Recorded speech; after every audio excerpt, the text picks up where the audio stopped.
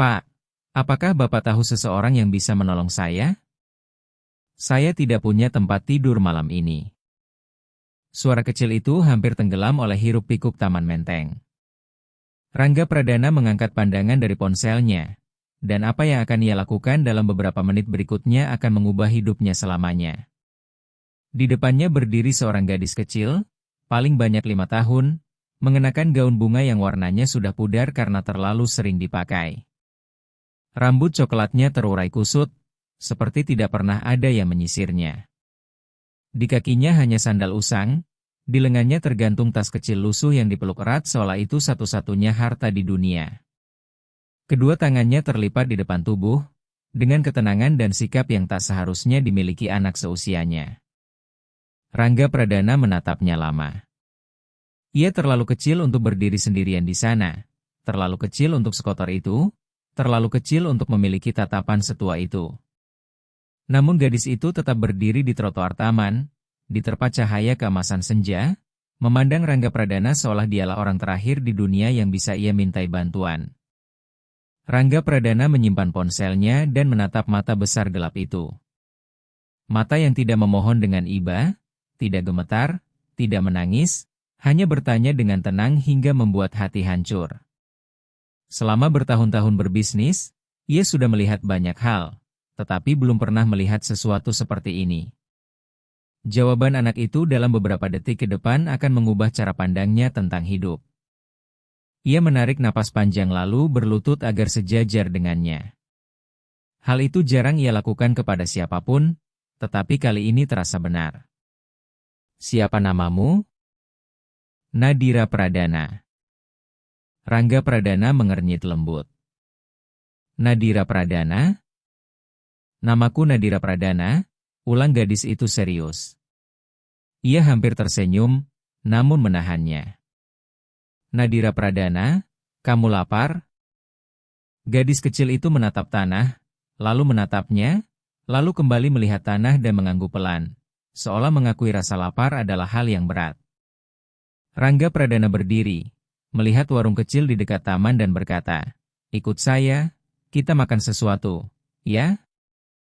Nadira Pradana tidak bergerak. Ia hanya mengulurkan kedua tangan kecilnya kepada pria itu dan ikut bersamanya. 5 menit kemudian, Rangga Pradana duduk di bangku taman di sampingnya dengan segelas jus dan roti keju hangat. Nadira Pradana makan dalam diam sambil terus menggenggam tas lusuhnya dengan satu tangan. Ia bertanya, apa yang begitu berharga di tas itu, Nadira Pradana? Kamu tidak pernah melepaskannya. Gadis kecil itu berhenti mengunyah. Ia menatap tasnya, lalu menatap pria itu. Dengan hati-hati sekali hingga terasa menusuk dada, ia membuka tas kecil itu dan menunjukkan isinya. Sebuah Alkitab kecil bersampul biru yang sudut-sudutnya sudah aus, sapu tangan terlipat, foto lama yang memudar, dan selembar kertas lipat berisi 2 tulisan tangan anak kecil. Ibu bilang selama saya punya Alkitab ini, Tuhan ada di samping saya, katanya sambil menunjuk kitab itu dengan jari mungilnya. Ini yang paling penting. Dengan suara lucu yang masih cadel, ia mengatakannya begitu yakin. Rangga Pradana menatap tas lusuh itu dan merasa malu. Malu atas semua yang ia miliki. Malu karena pernah mengeluh tentang hidupnya. Seorang anak 5 tahun tidur di jalan hanya dengan Alkitab dalam tas usang, namun masih berbicara tentang Tuhan seolah memiliki segalanya. Apakah Bapak percaya Tuhan? Tanya gadis itu. Ia terdiam dan hanya menatapnya. Lalu dengan suara hati-hati ia mengalihkan pembicaraan. Kalau ibumu? Di mana dia sekarang? Nadira Pradana menunjuk ke atas dengan gerakan samar, seperti anak kecil yang belum bisa menjelaskan segalanya. Ibu ada di rumah sakit. Jatuh, kepalanya terbentur. Ia berhenti sebentar. Lalu saya sendirian. Itu saja. 3 kalimat sederhana yang diucapkan dengan wajar oleh anak kecil yang belum mengerti betapa besar penderitaan yang sedang ia jalani. Rangga Pradana terus menatap gadis kecil itu tanpa mampu berkata apa-apa, tetapi masih banyak hal yang belum ia ketahui. Dalam beberapa menit berikutnya, ia akan mulai memahami mengapa anak sekecil itu berada sendirian di sana. Seorang wanita sekitar 35 tahun berlari melintasi taman menteng. Terengah-engah, matanya merah seperti seseorang yang sudah lama mencari orang hilang. "Ya Tuhan," serunya saat melihat Nadira Pradana. "Akhirnya ketemu kamu, Nak." Wanita itu adalah Ibu Sri Wahyuni, tetangga dari rumah kos tempat Maya Lestari dan Nadira Pradana tinggal. Ia mengenali gadis kecil itu dari kejauhan lalu segera menghampiri. Rangga Pradana berdiri. "Ibu kenal anak ini?" "Kenal, Pak. Saya tetangga ibunya." Suara Ibu Sri Wahyuni bergetar. Maya Lestari jatuh saat bekerja 3 hari lalu. Kepalanya terbentur keras. Dia dibawa ambulans ke rumah sakit, lalu pemilik kos yang tidak punya belas kasihan mengusir anak ini karena tidak ada yang membayar uang kos. Saya sudah mencari dia 2 hari. Dia tidur 2 malam di jalan. Rangga Pradana menoleh kepada Nadira Pradana. Gadis kecil itu sedang memandangi Alkitab kecilnya seolah sedang melihat mainan berharga. 2 malam, seorang anak 5 tahun tidur sendirian di jalan sambil memeluk kitab sucinya seperti harta terbesar. Rangga Pradana menatap anak itu lama sekali. Lalu ia berkata kepada Ibu Sri Wahyuni, "Ibu bisa tenang. Biarkan dia bersama saya. Saya akan membawanya ke rumah sakit menemui ibunya." Ibu Sri Wahyuni menatap pria itu, lalu menatap Nadira Pradana, lalu menatapnya lagi, mencoba menilai apakah ia bisa dipercaya. Namun justru Nadira Pradana yang menjawab lebih dulu. "Dia orang yang dikirim Tuhan, Bu Sri." Anak itu mengatakannya dengan keyakinan penuh tanpa rasa takut. Ibu Sri Wahyuni akhirnya luluh. Ia membungkuk, mencium kening Nadira Pradana, lalu berbisik, "Baiklah, Nak." Setelah itu ia menatap Rangga Pradana dengan mata berkaca-kaca. "Tolong jaga dia baik-baik, Pak." Rangga Pradana mengangguk. "Percayalah." Lalu Ibu Sri Wahyuni pergi melalui jalan yang sama sambil berdoa lirih. Namun ada sesuatu yang belum diketahui Rangga Pradana. Sesuatu tentang Maya Lestari, ibu dari Nadira Pradana, yang akan mengubah semua hal yang akan terjadi. Dan ia akan mengetahuinya sebelum malam tiba. Ketika Rangga Pradana mendengar nama lengkap ibu gadis itu, ia harus berpegangan pada bangku taman agar tidak jatuh. Ia mengeluarkan ponsel dari sakunya. Ia hendak menelepon Pak Dedi, sopir pribadinya, agar menjemput mereka ke rumah sakit. Ia ingin menyelesaikan semuanya dengan cepat dan efisien, seperti biasanya. Namun sebelum menekan nomor, ia bertanya tanpa sengaja, "Siapa nama lengkap ibumu, Nadira Pradana?" Gadis kecil itu menjawab polos, "Maya Lestari." Ponsel Rangga Pradana hampir terlepas dari tangannya. Ia membeku, jari-jarinya berhenti di udara, napasnya tertahan. Nama itu. Nama yang tidak pernah ia dengar selama 5 tahun. Nama yang terkunci di sudut gelap ingatannya karena terlalu menyakitkan untuk dibuka kembali. "Ibumu punya tanda di sini?" tanya Rangga Pradana, sambil menunjuk dagunya sebelah kiri. Nadira Pradana menyentuh dagunya sendiri di tempat yang sama seolah itu hal biasa. "Iya." "Kok Bapak tahu?" Rangga Pradana memasukkan kembali ponselnya dengan tangan gemetar. 5 tahun lalu, ia belum menjadi pria kaya. Ia hanyalah pemuda 23 tahun tanpa uang, tanpa pekerjaan tetap, tinggal di kamar kos sempit. Dan Maya Lestari adalah penghuni kamar sebelah, perempuan sederhana dan pekerja keras, dengan senyum yang mampu menerangi lorong gelap rumah kos itu. Mereka berteman, lalu menjadi lebih dari sekadar teman. Selama beberapa bulan mereka adalah segalanya bagi satu sama lain. Namun kemudian datang kesempatan besar, tawaran kerja dari perusahaan besar di kota Surabaya. Rangga Pradana pergi tanpa menoleh ke belakang, berjanji akan segera kembali, berjanji semuanya akan berhasil, berjanji akan menjemputnya. Tetapi ia tidak pernah kembali. Ia tidak pernah menjemputnya. Waktu terus berjalan, uang terus datang, dan Maya Lestari perlahan tertinggal di laci kenangan yang tidak pernah lagi dibuka oleh Rangga Pradana. Kini putri dari perempuan itu duduk di sampingnya di bangku Taman Menteng. Seorang anak kecil yang tidur 3 malam sendirian di jalan sambil memeluk Alkitab seperti harta terbesar, tanpa tahu siapa pria yang duduk di sisinya. Rangga Pradana ingin menangis, tetapi sebelum ia sempat berkata apapun, ponselnya berdering. Itu adalah Bima Wicaksono, rekan bisnisnya. Suara di seberang terdengar tegang. Rangga Pradana, kita harus bicara. Ini tentang Laras Kirana. Laras Kirana adalah kekasih Rangga Pradana selama 2 tahun. Cantik, anggun, selalu hadir di pesta kalangan elit Jakarta. Ia tidak pernah menyukai orang miskin dan tidak pernah menyembunyikannya. Apa yang dia lakukan di kantor notaris? Tanya Rangga Pradana. Dadanya sudah terasa sesak. Dia mendaftarkan dokumen yang menyatakan kamu tidak mampu mengelola asetmu.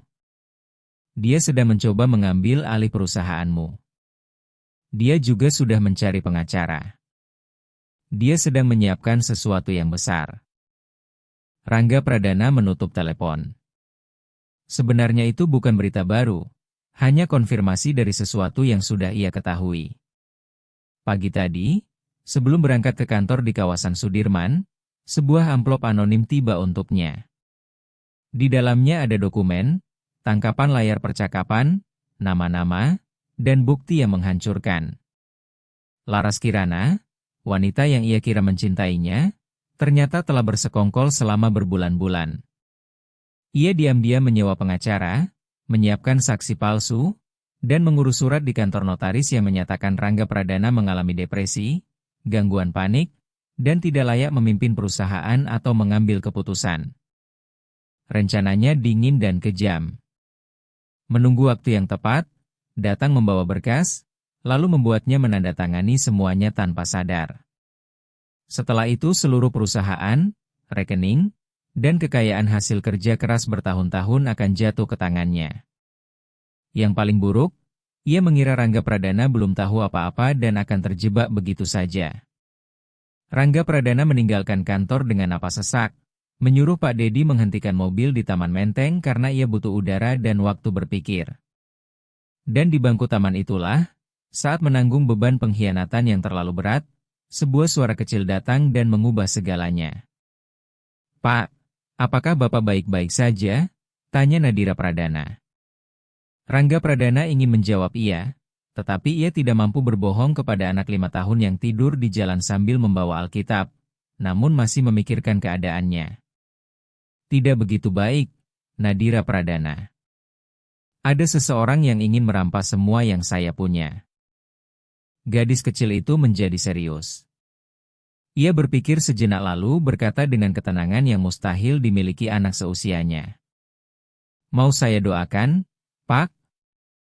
Rangga Pradana menatapnya tanpa kata. Anak kecil tanpa rumah, tanpa makanan pasti, tanpa ibu di dekatnya, tanpa apa-apa, justru ingin mendoakan dirinya. Ia tidak menolak. Dan apa yang terjadi setelah doa itu, tak seorang pun bisa menebaknya. Laras Kirana tidak tahu bahwa pada saat itu semua rencananya mulai runtuh. Nadira Pradana menutup mata dan menyatukan kedua tangan. Dengan suara termanis yang pernah didengar Rangga Pradana, ia berdoa, "Ya Tuhan, Engkau tahu segalanya. Engkau tahu Bapak ini sedang mengalami hal buruk. Tolong jaga dia dan jaga ibu saya di rumah sakit. Terima kasih juga untuk roti keju hangat tadi. Amin." Sesederhana itu. Rangga Pradana tetap menutup mata beberapa detik setelah doa itu selesai. Ada sesuatu dari kata-kata kecil dan polos itu yang menyentuh bagian dalam dirinya, tempat yang tidak pernah bisa dijangkau uang. Ia berdiri dan mengambil keputusan.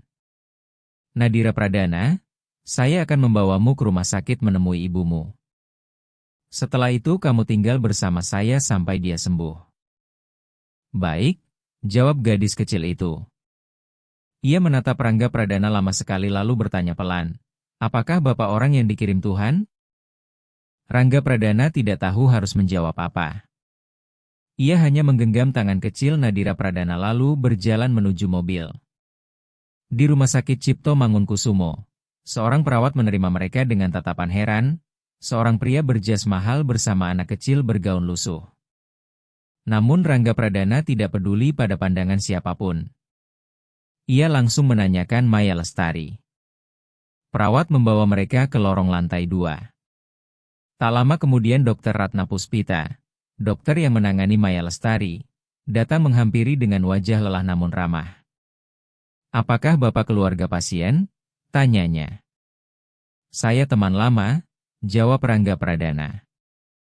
"Bagaimana keadaannya?" Dokter menarik napas panjang. Ia mengalami cedera kepala sedang. Kondisinya stabil, tetapi masih belum sadar. Pemulihannya sangat bergantung pada perawatan beberapa minggu ke depan. Dia perlu istirahat total dan pengawasan intensif. Dokter itu ragu sejenak lalu melanjutkan, biaya perawatan terus bertambah. Ia tidak memiliki asuransi kesehatan.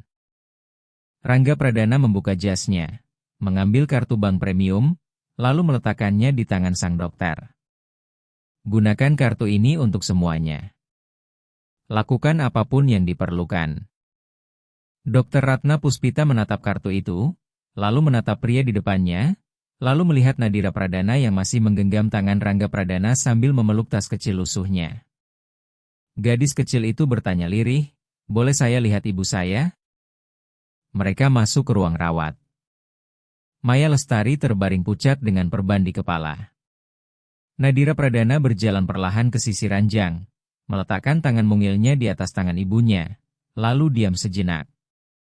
Setelah itu ia berkata dengan suara tenang yang tidak bergetar, "Ibu, saya di sini. Saya baik-baik saja. Tuhan mengirim seseorang seperti yang ibu bilang. Jadi ibu tenang saja." Rangga Pradana tidak sanggup bertahan di ruangan itu. Ia keluar ke lorong, bersandar pada dinding, matanya panas dan air mata hampir jatuh. Di lorong itulah ponselnya kembali berdering. Kali ini dari pengacara Yoga Saputra. Suaranya terdengar mendesak. "Rangga Pradana, kita berhasil. Laras Kirana membuat kesalahan. Dia memakai saksi palsu dalam dokumen itu. Kita punya bukti. Kalau kamu mau, kita bisa menuntutnya sekarang juga." Rangga Pradana menoleh ke dalam ruangan. Nadira Pradana masih memegang tangan ibunya sambil berdoa diam-diam. Seorang anak 5 tahun yang mendoakan orang asing di taman, dan keajaibannya datang lebih dulu daripada keajaibannya sendiri. Namun hal terburuk belum selesai, karena Laras Kirana belum tahu bahwa ia sudah kalah, dan ketika ia tahu, ia akan melakukan sesuatu yang bisa menghancurkan semuanya lagi. Menjelang pukul 6 sore, Laras Kirana masuk rumah sakit dengan senyum yang belum ia sadari akan menjadi senyum terakhirnya. Ia muncul di lorong dengan tubuh tinggi, elegan, wangi parfum mahal, didampingi pengacara Arman Hadi, dan penuh keyakinan seperti orang yang merasa sudah menang. Ia tahu Rangga Pradana berada di rumah sakit, maka ia datang sendiri membawa map berisi berkas siap tanda tangan. Rencananya sederhana, datang, menekan, mengintimidasi. Rangga Pradana akan menandatangani tanpa sadar bahwa ia menyerahkan seluruh perusahaan, rekening, dan hartanya. Ia sudah menghitung setiap detail. Ia yakin pria itu belum mengetahui apapun dan dirinya masih selangkah lebih maju. Yang tidak ia tahu, Rangga Pradana sudah mengetahui semuanya, setiap kebohongan, setiap tipu daya, dan sedang menunggunya. Langkah Laras Kirana terhenti ketika melihat Rangga Pradana duduk di kursi lorong sambil memangku Nadira Pradana yang tertidur pulas. Laras Kirana menatap anak itu dengan wajah jijik sesaat, lalu menoleh kepada pria itu. "Apa ini?" katanya dengan suara pelan namun tajam. "Kamu di sini bersama anak jalanan?" "Pelankan suaramu," jawab Rangga Pradana tanpa mengalihkan pandangannya dari Nadira Pradana. "Rangga Pradana, saya harus bicara denganmu sekarang." Ada urusan hukum serius yang harus kamu tanda tangani hari ini. Kalau kamu tidak menandatanganinya, besok kamu akan kehilangan kendali atas perusahaan. Untuk pertama kalinya sejak Laras Kirana datang, Rangga Pradana menatapnya langsung. Tatapan yang biasa ia gunakan kepada orang-orang yang mencoba menggertak saat negosiasi. Tenang, dalam, lama, dan membuat lawan bicara gelisah. Laras Kirana, saya tahu semua yang kamu lakukan. Saya tahu soal saksi palsu itu. Saya tahu tentang pengacara yang kamu bayar memakai uang dari rekening saya. Saya punya semua buktinya. Laras Kirana membeku. Topengnya tidak runtuh sekaligus, tetapi perlahan, seperti ket basah yang luntur diterpa hujan. Kamu mengarang semua ini, katanya, namun nada suaranya sudah berubah. Tidak, jawab Rangga Pradana dingin. Kalau kamu pergi sekarang dan tidak pernah muncul lagi, saya tidak akan lapor polisi. Tapi kalau kamu tetap di sini 1 detik lagi mencoba menekan saya akan menelepon Komisaris Rudi Santoso, teman saya selama 15 tahun. Pengacara Arman Hadi menyentuh bahu Laras Kirana dan berbisik pelan di telinganya. Ia menepis tangan pria itu, lalu menoleh ke arah Nadira Pradana yang terbangun karena suara ribut dan sedang memandangi semuanya dengan mata bulat terbuka lebar. Semua ini karena anak jalanan itu, kata Laras Kirana dengan suara penuh racun. Saat itulah Nadira Pradana, dengan mata masih mengantuk, berkata dengan suara kecil namun tegas, saya bukan anak jalanan. Saya milik Tuhan. Lorong rumah sakit langsung sunyi. Perawat Sari yang sedang lewat berhenti melangkah. Pengacara Arman Hadi menundukkan kepala. Laras Kirana menatap anak kecil itu seperti baru saja ditampar. Lalu sesuatu yang tidak diduga siapapun terjadi. Pintu ruang rawat Maya Lestari terbuka. Dr. Ratna Puspita berlari keluar dengan wajah berubah penuh kejutan. Dia sadar. Ibunya sudah sadar. Nadira Pradana menjerit gembira hingga suaranya menggema di lorong, lalu berlari masuk ke kamar. Rangga Pradana berdiri diam sesaat. Setelah itu ia menoleh kepada Laras Kirana yang mulai mundur bersama pengacaranya. Pergi, katanya datar. Dan jangan pernah kembali. Laras Kirana pergi tanpa berkata apa-apa lagi. Wajahnya hancur oleh kekalahan. Rangga Pradana masuk ruangan, tempat Nadira Pradana berdiri di sisi ranjang sambil menggenggam tangan ibunya. Maya Lestari menangis dan tertawa bersamaan. Ia membuka mata perlahan, melihat putrinya, lalu melihat pria yang berdiri di samping ranjang. Ia terus menatap, sampai matanya penuh air mata. Dengan suara serak karena berhari-hari tak bicara, ia berbisik, Rangga Pradana, apa yang akan terjadi di ruangan rumah sakit itu dalam beberapa jam berikutnya akan mengubah hidup 3 orang di sana selamanya, juga semua orang yang menunggu di luar. Ada rahasia yang disimpan Maya Lestari selama 5 tahun, dan ketika rahasia itu diucapkan, tidak ada lagi yang akan sama. Nadira Pradana berdiri di satu sisi ranjang sambil memegang tangan ibunya. Rangga Pradana berdiri di sisi lain, tak tahu harus berbuat apa dengan tangannya sendiri. Bagaimana kamu menemukan saya? Tanya Maya Lestari dengan suara serak. Bukan saya yang menemukan dia, jawab Nadira Pradana cepat. Dia yang menemukan saya. Maya Lestari menoleh kepada putrinya. Gadis kecil itu tersenyum polos, penuh cinta. Ibu, benarkan kata ibu, Tuhan akan mengirim seseorang. Maya Lestari menutup mata sesaat. Saat membukanya kembali, matanya penuh air mata. Rangga Pradana, saya harus memberitahumu sesuatu. Seharusnya sejak dulu saya mengatakannya. Seharusnya saya berusaha mencarimu. Kamu tidak perlu, jawab pria itu pelan. Perlu, katanya sambil menarik napas panjang. Nadira Pradana adalah anakmu. Keheningan di ruangan itu begitu sempurna sampai suara dari lorong luar terdengar jelas. Rangga Pradana menatap Maya Lestari, lalu menatap Nadira Pradana. Mata itu, mata yang selama ini ia kira milik ibunya, ternyata adalah matanya sendiri. Bentuk dahi itu, garis hidung itu, semuanya miliknya. Ia tidak pernah menyadarinya karena selama ini ia melihat gadis kecil itu seperti orang asing, padahal Nadira Pradana tidak pernah asing baginya. Saya tahu saya hamil setelah kamu pergi, lanjut Maya Lestari dengan suara patah. Saya mencoba meneleponmu, tapi nomormu sudah berubah. Saya tidak tahu kamu berada di mana. Tahun demi tahun berlalu, dan saya membesarkan dia sendirian. Saya berusaha memberinya semua yang saya mampu. Setelah kata-kata itu, Rangga Pradana tidak sanggup berbicara. Ada sesak di tenggorokannya sebesar 5 tahun kehilangan. 5 tahun melihat putrinya tumbuh tanpa dirinya. 5 tahun seorang perempuan bekerja sendirian tanpa mengeluh, tanpa meminta apapun kepada siapapun. Seorang perempuan yang mengajari anaknya percaya kepada Tuhan meski hidup dalam kesusahan, yang mengajari Nadira Pradana menyimpan Alkitab di dalam tas lusuh seperti harta paling berharga, karena memang itulah harta terbesar yang ada. Nadira Pradana memandangi dua orang dewasa itu dalam diam. Lalu ia bertanya dengan suara kecil dan langsung ke hati, "Apakah bapak ayah saya?" Rangga Pradana berlutut hingga sejajar dengannya. Matanya merah, tetapi ia tidak mengalihkan pandangan. "Ya, Nadira Pradana. Saya ayahmu. Saya sudah banyak salah, tetapi kalau kamu mengizinkan, saya ingin tetap di sisimu."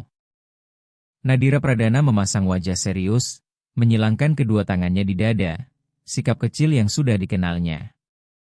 Lalu ia berkata, "Baik, tapi Bapak harus belajar berdoa." Rangga Pradana tertawa. Tawa yang keluar dari dasar dada, basah dan penuh kelegaan. Tawa yang hanya muncul ketika sesuatu yang lama hancur mulai diperbaiki. Maya Lestari ikut tertawa sambil menangis. Nadira Pradana lalu meraih tangan mereka berdua dan menutup mata. "Ya Tuhan, terima kasih. Engkau mengirim ayah saya. Engkau menyembuhkan ibu saya. Engkau tahu segalanya. Amin." 3 orang berada di kamar rumah sakit itu. Sebuah keluarga yang belum pernah benar-benar hidup sebagai keluarga. Seorang pria yang memiliki uang tetapi tidak memiliki apa-apa. Seorang perempuan yang tidak memiliki uang tetapi memiliki segalanya. Seorang anak kecil yang tidur sendirian di jalan sambil membawa Alkitab seperti harta terbesar di dunia. 2 minggu kemudian, Rangga Pradana keluar dari rumah sakit sambil menggendong Nadira Pradana. Sementara Maya Lestari berjalan di sampingnya bersandar pada lengannya. Masih lemah tetapi sudah berdiri tegak. Dan pada sore hari Kamis itu, di sebuah taman biasa, ia belajar bahwa ada hal-hal yang tidak pernah bisa dibeli uang. Bahwa iman mampu bertahan dari jalanan, kelaparan, dan kesendirian. Bahwa di dunia ini ada anak-anak yang menjadi malaikat kiriman Tuhan. Dan Tuhan benar-benar selalu mengirim seseorang. Kadang terlambat menurut manusia, tetapi tidak pernah terlambat baginya. Rangga Pradana tidak pernah percaya kepada Tuhan. Baginya, yang menggerakkan dunia hanyalah uang, strategi, dan kecerdasan. Mukjizat hanyalah milik orang sederhana yang tidak punya tempat bergantung selain harapan. Ia menjalani hidup membangun segalanya sendirian, tanpa meminta bantuan siapapun, bahkan tanpa meminta kepada Tuhan. Namun pada sore itu, di sebuah taman, seorang gadis kecil berusia 5 tahun yang tidur di jalan sambil memeluk Alkitab dalam tas lusuh datang kepadanya dan mengubah segalanya. Tuhan tidak mengirim malaikat bersayap. Tuhan mengirim anak kecil bergaun bunga pudar dan sandal tua. Tuhan mengirim putri yang bahkan tidak ia tahu pernah ia miliki. Tuhan mengembalikan cinta yang dulu ia tinggalkan karena keserakahan, karena uang, karena ia mengira kesuksesan lebih penting daripada manusia. Ia telah salah. Ia berjanji akan kembali, tetapi tidak kembali.